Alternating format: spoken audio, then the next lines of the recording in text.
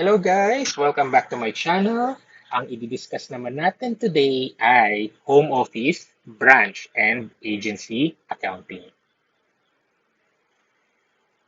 Ito magiging structure ng lesson natin guys, no? So, etong video natin ngayon, ang i-cover up natin dito ay yung first two topics. Agency versus branch and accounting for agency.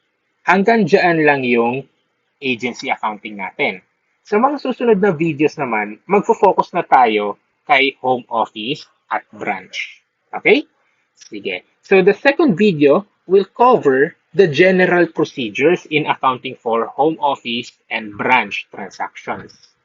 The third video will cover up the process of reconciling reciprocal accounts. As to the last topic, which is the special procedures, hati yan sa dalawang video. Yung fourth video natin, magpo-focus yan kay merchandise at bill price. At yung fifth and the last video, magpo-focus yan sa interbranch transfers. So excited na ba kayong makinig sa ating discussion on home office and branch, home office, branch, and agency accounting? Alright, so magsimula na tayo. Part 1, agency versus branch muna. So dito, i-discuss natin yung similarities and dissimilarities between agency and branch. Okay, discuss natin to isa-isa, no? So first, as to nature. Si agency at si branch, parehong sales outlet yan na itinayo ng home office or ng head office para makapenetrate ng new market. Di ba? Next, as to business form, si agency, dependent yan sa home office. Si branch naman, independent. Okay? Ganito ang scenario niyan. Si agency, sumusunod lang yan sa utos ng home office. For example, sasabihin ng head office sa kanya, okay, agency, ang gagawin nyo rito, mag-distribute kayo ng flyers. Kapag may mga customers na mag-fill up ng application form, ipapadala nyo sa amin dito yung application form at kami na bahala. Okay? So, susundan lang yan ng agency. Unlike sa branch, nakakapag-operate on its own ang branch. Okay? Nakakapag-operate on its own. Pero, limited lang. Kasi, subject pa rin siya sa company policy and control ng home office. Okay? Kasi, si agency at si branch, guys, parehong extension ng personality yan ng home office. So, kumbaga, pagmamayari pa rin sila ng home office. Kaya, hindi sila makakapag-operate independently in full. Nakuha ba ko? Well, si branch, nakakapag-operate siya independently pero may limit. Nakukuha niyo ba yung sinasabi ko? Limited yung ganong feature ng branch. Unlike kay agency, hindi siya nakakapag-operate independently. Gets? Okay. Next. As to carrying stocks or merchandise. Si agency, hindi siya nag-stock up. No? Hindi siya nag-stock up. But rather, nagpapadala lang ng samples yung head office kay agency. Yung samples, ginagamit lang yan for display ng agency para makapag-market ng products. Gets? Si branch naman, nagsistock up yan. Okay? Nagsistock up yan. So kung may iba-ibang branch yung head office dito, may mga sarili silang stocks ng merchandise. Okay? Next. Manner of filling up customers' orders. Sa agency, di ba, na-discuss na natin to kanina eh. Di ba? So, kung sakaling may mag-fill up ng application form sa agency, ang gagawin ng agency, sasabihan lang yung customer na, o customer, ipapadala namin itong application form mo sa head office at sila ang kukontak sa iyo. Yun. Nakuha? Hindi nakakapag-fill up ng orders ang agency. Okay? Taga-kolekta lang ng orders. Okay? Ang branch naman, nangongolekta yan ng orders at napifill upan agad. For example, pumunta ka lang ng Jollibee. Kahit saan, makakita ka ng Jollibee branch, tama? Mag-order ka lang ng one-piece chicken joy mo. Nandyan agad yung order mo. Unlike sa agency, mag-aantay ka pa ng ilang araw bago mo makuha yung order mo. Sa branch, makukuha mo instantly yung order mo. Kasi may stocks yung branch. Gets nyo? Alright? So, yan yung first batch ng similarities and differences ng agency at ng branch. Next slide. As to funds or accounts held, si agency, ang hinahawakan niya lang ay yung tinatawag nating revolving cash fund. The revolving cash fund is also known as working fund. Yung working fund na ito, laman lang nito pera, no? Magpapadala ng certain amount yung head office ng cash to the agency. And yun na yung tinatawag nating working fund. Kapag ito'y naubos, syempre, pipilapan ulit or i-refill yan ng home office. Di ba? I-refillan niya or i-replenish niya yan. Okay? Next, si branch naman, may sarili siyang assets and liabilities. At siya na rin ang nag-generate ng kanyang revenue and expenses. Unlike sa agency, hindi niya kayang gawin yung ginagawa ni branch. Di ba? Kasi ang kaya lang na magawa ng agency ay maghawak ng pera. Okay? Ganun lang. Alright? Si branch, may sariling records, assets, liabilities, revenues, and expenses. Yan. Okay? Next, the last one. Does it maintain its own accounting records? Si agency, isang record lang hawak niyan. That is what we call cash records. Yun lang. Wala na iba. Cash records. Ililista niya lang lahat nung natanggap niyang pera from the head office at ililista niya yung mga ginastos. Yun lang yun. Kapag dating naman kay branch, may sariling record si branch. So, nandyan yung journals and ledgers. Hindi pwedeng hawakan yan ng agency. Di ba? Ang tanging pwede lang hawakan na records ng agency ay yung cash book or cash records. Si branch, journals and ledgers. Okay? So, yan. Yan ang similarities and dissimilarities between agency and branch. Okay? O, next. Second part na tayo, accounting for agency. So, ito lang yung mga kailangan nating tandaan when we are accounting for sales agency or agency. No? Like I said kanina, an agency does not maintain its own accounting books. Ano nga lang ulit ang kanyang hinahawakan? Cash records. Okay? All the transactions are recorded in the books of the main office. Yung main office na binabanggit natin dito ay yung head or home office. Okay? And last one, the agency maintains a simple record. Example would be a cash logbook to record the receipts and disbursements. Accounting for the working fund of an agency is very similar as to accounting for petty cash fund.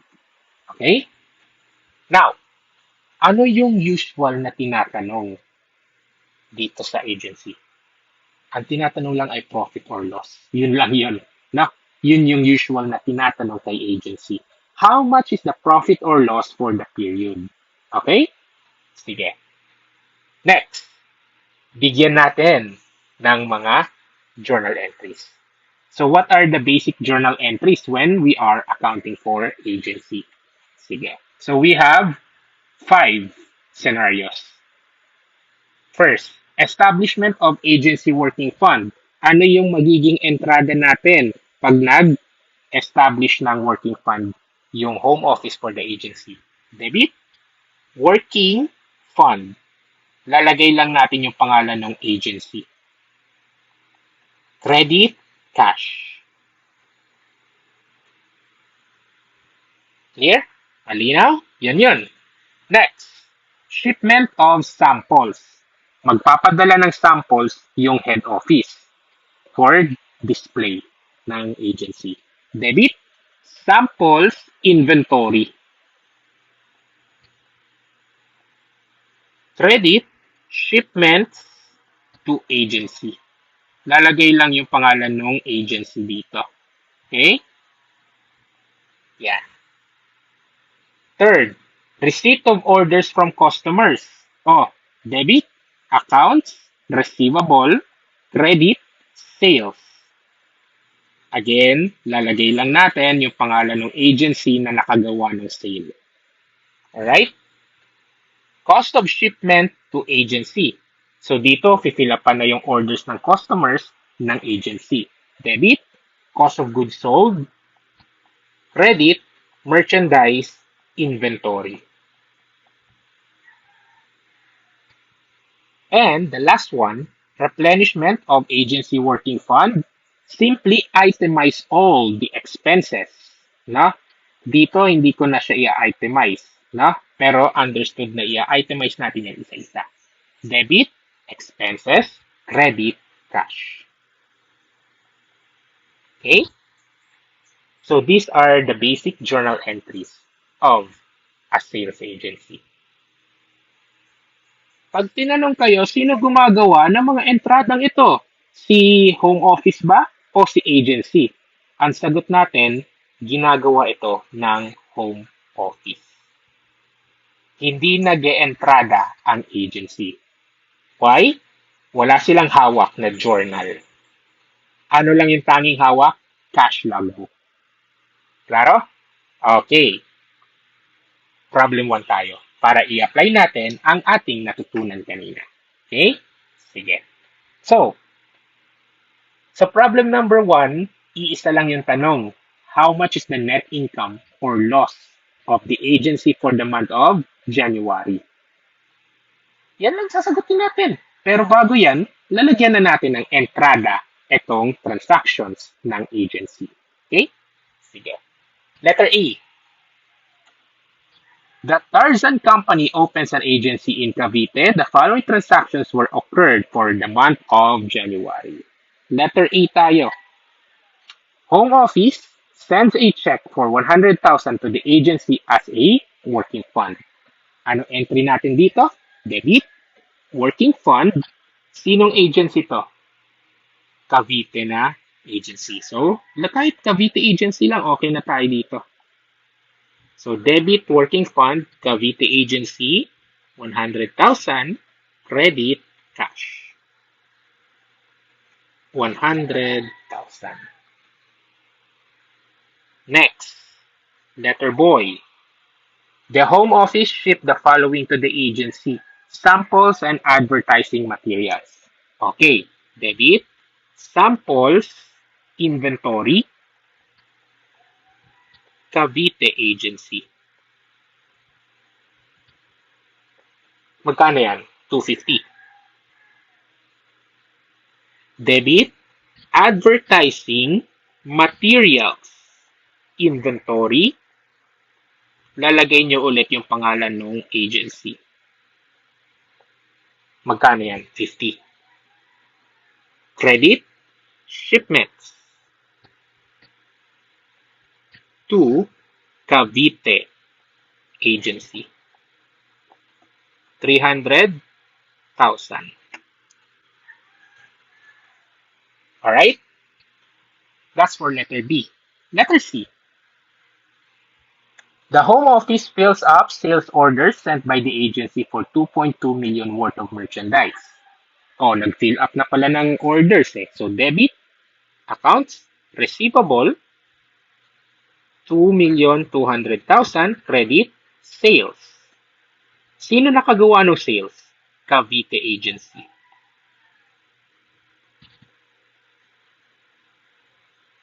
Okay? Oops, hindi pa tayo tapos. The cost of merchandise shipped is 1.32 million. So, meron din tayong debit, cost of goods sold, 1,320,000. Credit, merchandise, inventory.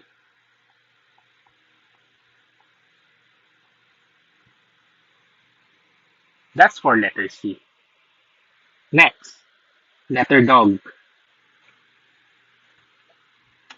The agency collected from its customers 1,600,500 net of 3% discount. Paano nga ulit tayo nag-journalize ng collections with discounts? Ano yung unang account? Debit, cash. So, debit natin yung 1,600,500. Okay? Leave one space, credit mo yung accounts receivable.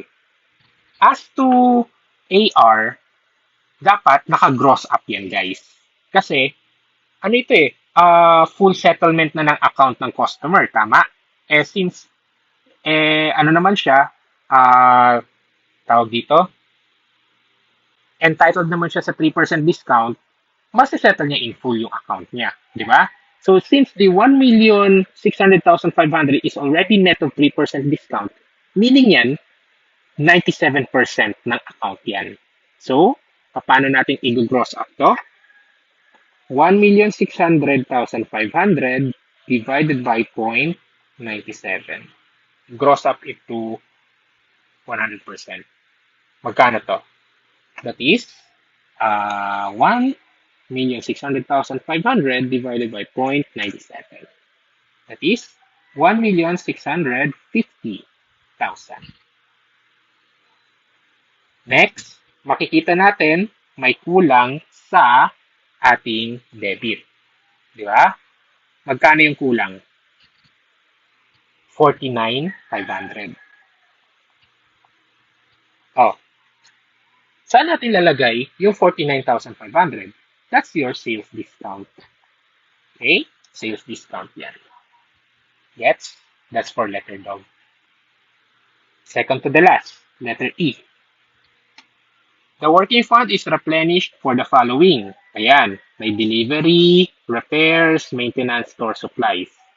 Like I said kanina, i-itemize natin yung expenses. So, debit tayo ng delivery expense amounting to 10,000. Repairs expense, 15,000. Maintenance expense, that is 12, no? 12,000. Debit, supplies expense, 8,000.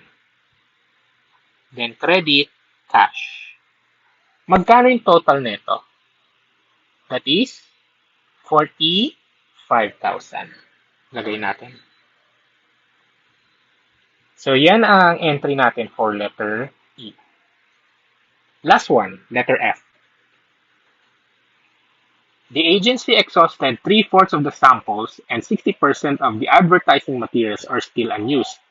Gagawan lang natin ng ng adjusting journal entry ito to recognize the expired or used portion. Okay? So, the agency exhausted 3/4 of the samples. So, magkano yung samples natin kanina? 250. 3/4 of that, ano na daw? Nagamit na. No? So, debit tayo ng samples expense. 250,000 times 3/4. Magkano to? 187,500. Next, 60% of the advertising materials are still unused. Oh, unused. Ano ba yung ine-expense natin? Unused portion or used portion? Used portion dapat. So, kung 60% unused, ilan na lang yung for the used portion? 40. So, debit tayo ng advertising expense. Magkano yung advertising natin kanina? 50, di ba? Times 40%.